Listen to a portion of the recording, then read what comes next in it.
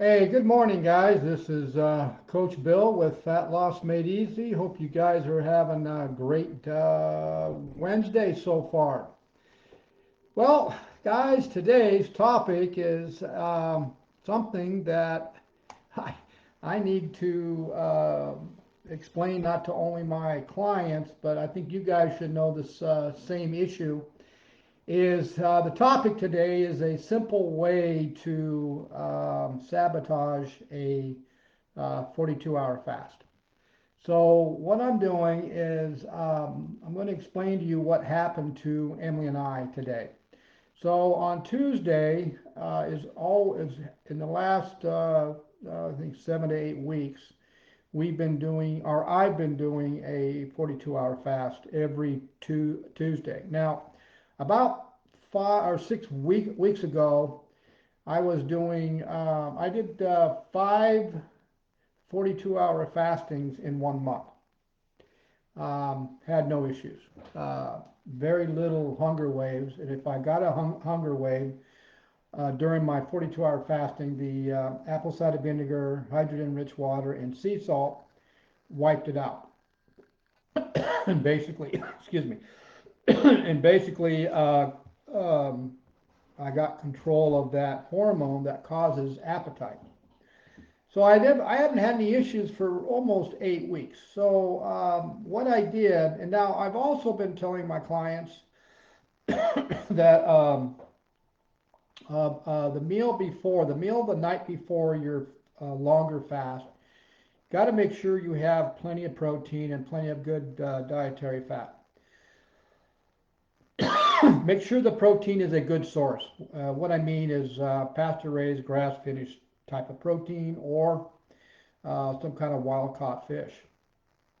But what I like to do on my the with the meal the night before is I will add usually a tablespoon of olive oil to my meal, and I always have a half of an avocado with it. I like to put the avocado with some celery and purple onions in a little bowl with balsamic vinegar to just add more good fat to my diet. Make sure I'm bringing in enough good fat. I'm also going to have a lean piece of meat, um, up to 6 to 8 ounces. And so I got to turn my phone off here. There we go. And that's what I do before the fast. And I've been doing that for, like I said, I did that for all my 42-hour fastings. Well, on Monday was a normal day, was our non-fasting day. We ate the amount of good fat we were supposed to eat, and we ate enough good protein that day. The meal we ate around 5 or 5:30. Good source of protein, a little bit of starchy carb, low glycemic starchy carb, a small bit, and also some good fat. Everything was great. Well, we went to a birthday party after dinner that night, and Ellen and I both figuring, we're pretty well rooted in fat adaptation. We've had desserts before um, with our meals with no issues, but we've never had dessert before a 42 or a 48-hour fast. Um, Emily can blow through a 48-hour fast pretty dang easily. She doesn't get any hunger waves at all as long as she keeps hydrated with her pink sea salt and her apple cider vinegar. Like I said, I haven't either. 42-hour fast for us is pretty simple. But what happened was we both had a pretty good sizable piece of pie and I think three, maybe four scoops of ice cream to go with it. And I think it was around maybe 6:30 or 7. We tried to finish eating by 7. The latest was when we tried to stop eating. Well, um, I think it was around 11 or 11:30, or just before I went to bed. I always have a big glass of hydrogen-rich water, 2 tablespoons of apple cider vinegar, my sea salt. And I was a little hungry when before I drank it, and which was kind of unusual because normally I don't get hungry for any kind of snacking at all after 6 o'clock or after our meal. But I was a little bit of hungry. Well, about on Tuesday morning, I woke up hungry, and I haven't woke up hungry in a long time. And I woke up hungry, and I'm thinking, what the heck? And I knew, well, I'm going to have my 2 tablespoons of apple cider vinegar and my hydrogen-rich water and my sea salt, and then I'm going to make my coffee, and then I'll be fine. Which I was. I was doing fine. Tuesday. About 1 or 2 o'clock, I got another hunger wave, and I had another cup of coffee and some more water, and that worked for maybe an hour or two, and then I got another hunger wave around 3 or 4, but this one was pretty hard, and that's just not normal.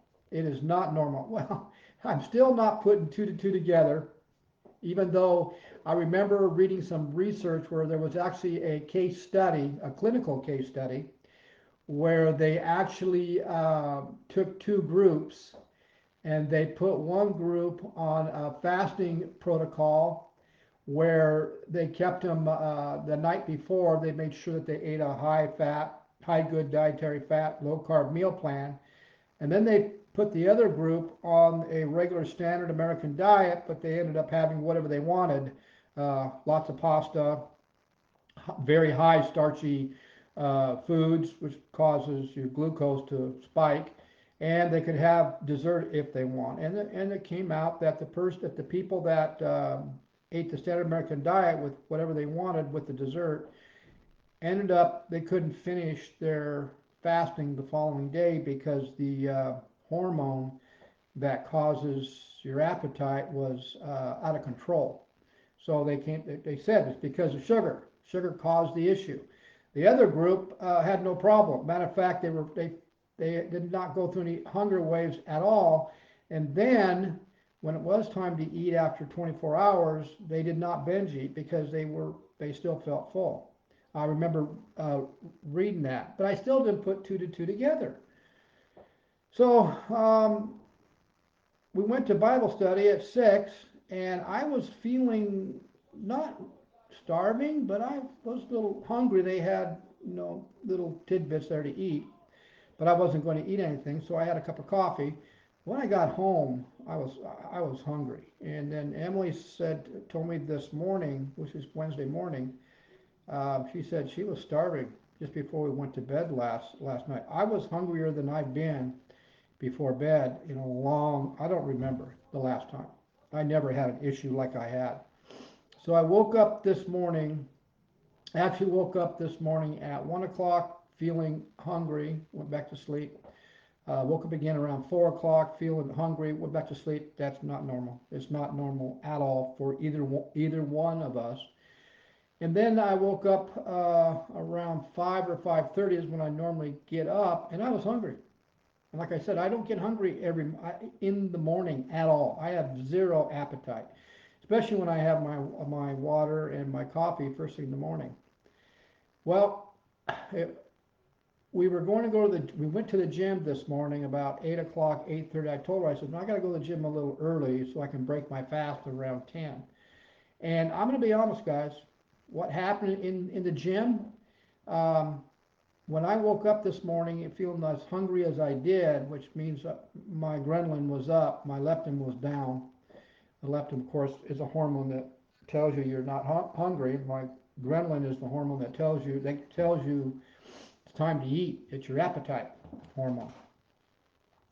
I knew there was something wrong, and then I realized, oh man, I had that pie last night around 7 o'clock, and it wasn't a small piece. It was a pretty good sized piece, and lots of ice cream. I said, that's the reason I have these hunger waves, even though I didn't think the pie was going to bother us because we're so fat adapted.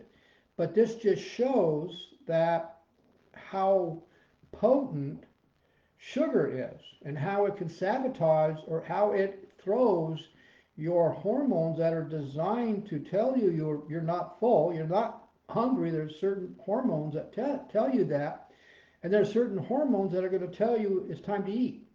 Ghrelin is the main hormone, and that's what they call your time clock. You can look that up.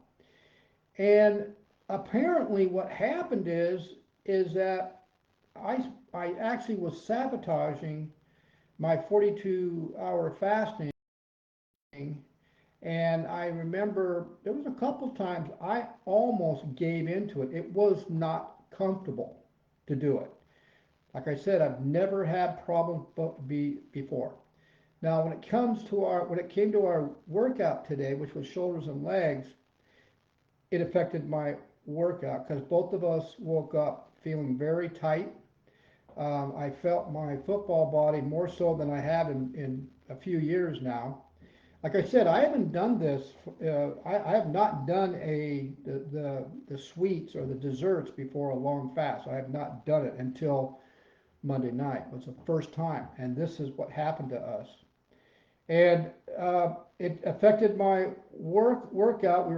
Both of us were trying to power our way through. Emily said she's probably 5 to 10 pounds less than she normally does.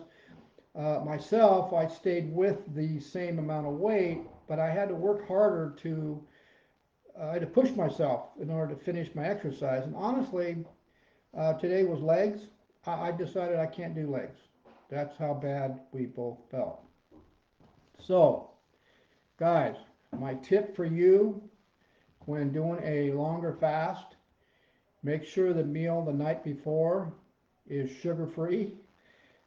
Make sure it's got a lot of good source of fat in it, and make sure it's got plenty of a good source of protein as well.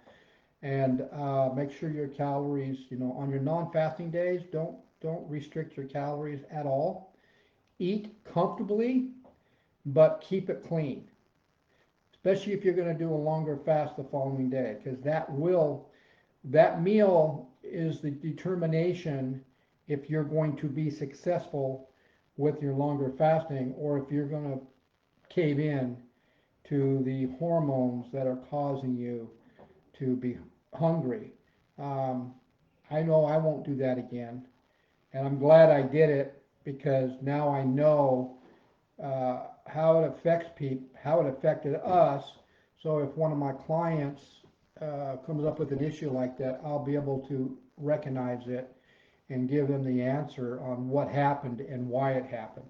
Okay, guys? So, guys, that's my tip for the day. Like I said, it was definitely an eye opener for us on how important the type of food you're eating the night before a longer fast. Guys, have a great day. We'll see you at the next video.